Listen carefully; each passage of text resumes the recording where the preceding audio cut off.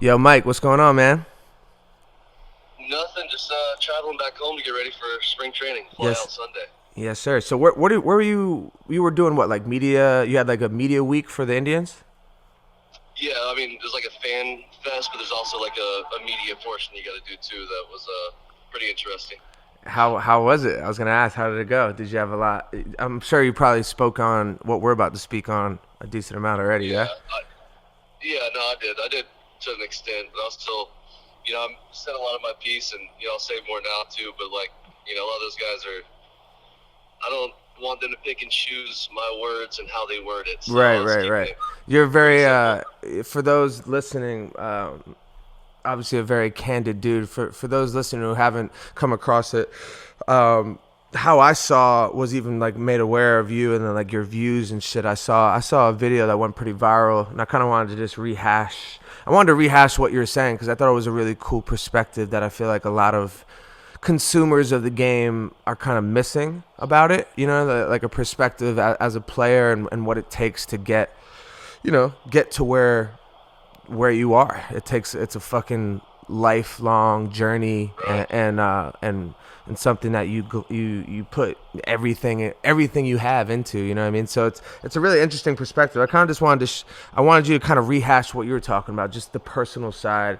Not necessarily even about the game, just like, you said something that was really cool. You basically were like, yeah, bro, like I slept in my fucking mom's house while I was a professional baseball player, like trying to save money and, grind my way up to the top. I just wanted you to kind of rehash it. I thought it was a really cool perspective. I just got cut out, geek. Football, watchers that aren't understanding, even people like, in the network and even in the, they're not on the field right now. They're not seeing, like, this was far above and beyond someone just sitting on second base, like, watching you tip your pitches. Right. And for them to, like, go there that far and basically, like, change their whole, I mean, they changed that whole organization with those 3 years, man. Like, they flipped the whole script around. There's guys that got $100 million deals Right. out of this, and we don't even know what their batting average would be if they didn't know a curveball was coming. Right. And I have boys that, like, I grew up, those friends, close friends, great people, families, kids that literally were taking out loans, working 3 jobs in the off season to make ends meet, to still try to chase that light. And if, like, it's one of them that's getting knocked around or sitting back down, not seeing it back because someone was cheating the game that hard, and they expect us to brush it by the wayside, and players don't want to speak out, and people at the network want to be quiet. This is something that, no, I'm not gonna be quiet. This is bullshit, man. You shouldn't be quiet. Right. Everyone should be mad. Right. Yeah, maybe you shouldn't. Maybe I went a little far talking about throwing at people or whatever. I wasn't. Really, I was just more being a dick on Twitter, man. Like, Yeah. like what they did was so uncalled for. Like, I want to ask any of those old heads that used to play back in the '90s. Shit, I just watched a video today of Roger Clemens throwing at a dude's head because he took too long to get in the box. Right. I saw that too. What I did saw Roger that. Clemens do? They had a camera set up to steal his signs. He'd be in their locker room. Like, Exactly. Exactly. I actually saw. Did you see the video of Will Clark talking about it? no, I didn't. Will Clark was talking about it. I totally disagreed with his. He was basically saying like sign stealing's been a part of it for, they just got caught. And I mean, I want to say Oh yeah. I know exactly what you're talking about. Yeah, he was a Rangers guy, not an Astros guy, right? yeah. Yes, I totally disagree with that. I mean, I feel like are you from your perspective, are you basically like what's the tone amongst players and the organizations? Are they just trying to tell people to kind of not acknowledge it and let the league handle it? I mean, they just told me to watch, like, teeter in the line on how aggressive I got with my Right. takes. But Right. I understand that. I mean, I'm still gonna, I'm gonna be as candid in me as possible. I understand, like, Right. I'm gonna still protect my team. I don't want any of this to be a distraction on us because someone else is being, a douchebag. Like, Right. that shouldn't be our problem. Right. So I mean, that's why I'm, like, still following, the P's and Q's to an extent. But I mean, I've had a ton of support from around the league, from players, even Yeah. people from ESPN reaching out and appreciating that I would, speak out against it when it might not always be the safest, especially with the Houston fan base and the Yeah. amount of death threats I've gotten. So are you getting death threats from back in the what last regular season? You guys had a shit going on, right? There was like a you Yeah. were more or less were kind of calling them out for it, like you knew about it then. Well, yeah. Well, it all kind of started with them, like, their fan base attacking me. It wasn't their fan base at first. It was, I mean, had an interview after a game. I gave up 3 runs. I lost on like one hit, like this hit that basically took the game. Right. They kept bringing up how special the Astros were. They kept saying it. They kept saying, how good are they? This one Houston beat writer, I forgot who it was in there, kept asking. I kept kind of like answering the questions and kind of like you're brushing aside. So I just lost, man. I'm not gonna talk about how good someone is when I lost. Like Right. that's not my game, bro. Right. They can go pat someone's back and get that participation trophy. That's not what I'm about. Right.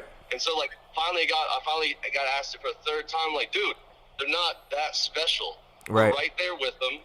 Like this, and then that's the only part they cut out the interview was that part. But if you listen to the rest of it, I'm like, they're not that special. This is the big leagues. Anybody in any given night can beat somebody. Right. They're not that far ahead of anybody. Right. And then I guess they got wind of my interview, and the next day they beat us. And Bregman's running around the locker room telling everybody, make sure you use special in your interview. And the reason I know that is because some reporter his own reporter snitched on him for running around the locker room telling everyone to say special. Yeah. And everyone's saying special in the thing. And next thing you know, there's this whole mockery video of me after playoffs. Mm-hmm. After we got beat in the playoffs gets put out. Mm-hmm. And all of a sudden I'm getting absolutely shit roasted by them. My mom had to delete her Facebook and shit for a while. And you know how your moms are with Facebook. Oh, yeah.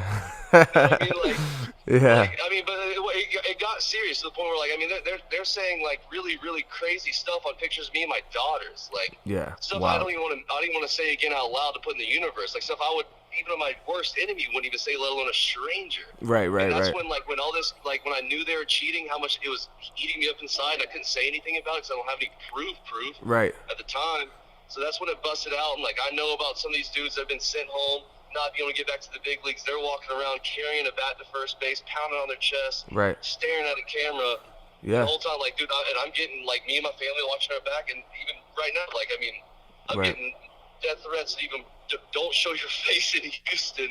I'm gonna make sure you don't make it out of Houston. How many burner accounts are being made by real fake cowboys out there? Like, whatever, man.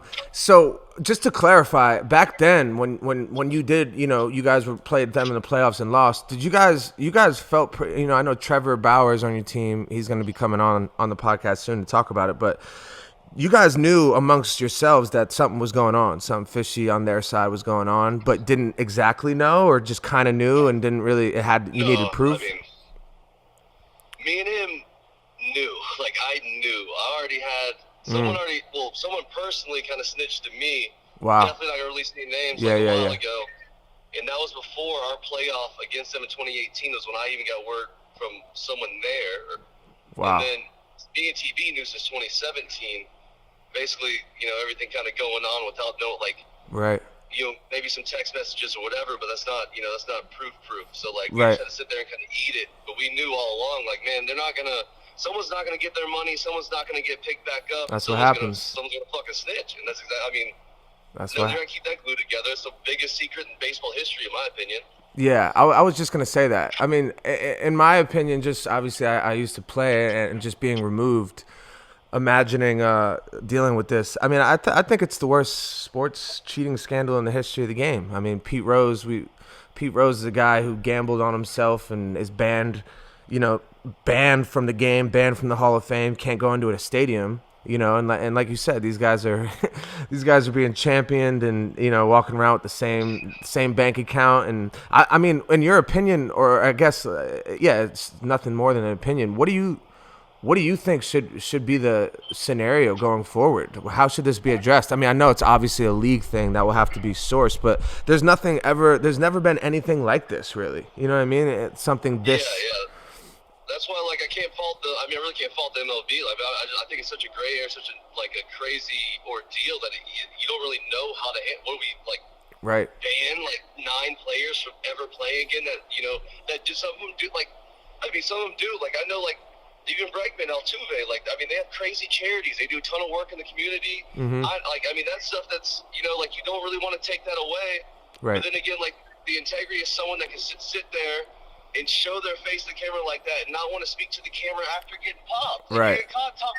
Come out and talk. Exactly. Say something, man. Yeah, that's the true integrity. Like, if you can, especially when this comes public, to not be able. I know I don't even play, and I was definitely irked just by seeing how they were reacting and seeing how they were handling how it. they handled their tribe for whatever their fan fest. is. Yeah. I mean, it is what it is. It's one of those things where I'm so eager to see. I'm eager to see how it plays out. But it's one of those things where I feel like it's definitely tarnished the game. I don't know. I don't know if it will impact like fan engagement or anything like that. But it's definitely tarnished the game. I don't know. It's definitely tarnishes those titles. You know, tarnishes that completely. So I don't know how the hell they're supposed to.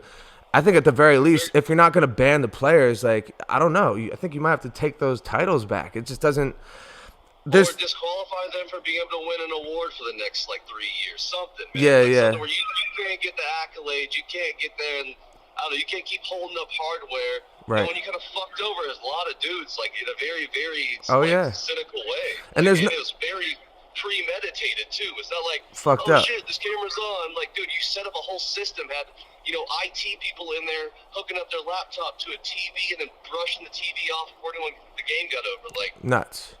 It's fucked up. It's fucked up. Yeah. So, I mean, regardless, going forward, there's got to be. I mean, I'm sure the league's going to make a huge effort to make sure this doesn't ever happen again. But I thought there was a really cool point you touched on. There's no way of quantifying how many. There's no way of quantifying how many fucking guys got fucked over by this. You know what I mean? Like, how many guys who just happened to get called up or were just up at that time and get a start in Houston and get to play and then just get their fucking titties ripped. And at the end of the day, like, as a pitcher, you work your whole life, you get up there and then you get your fucking shit on, right? That can ruin your psyche. That could really ruin the trajectory of everything you've worked for your whole life. And I thought you had really worded that well when you were talking candidly, getting the tattoo in that video. It's just like, it's true, man. Like, you don't know how many lives you potentially like really ruined, or not even ruined, but like really kind of, basically threw a wrench in it. Yeah, mental, like, especially them being baseball players know how many, like, bro, there's how many times, and I mean, mental health's a problem everywhere, man, but how many times you read that story? You ready?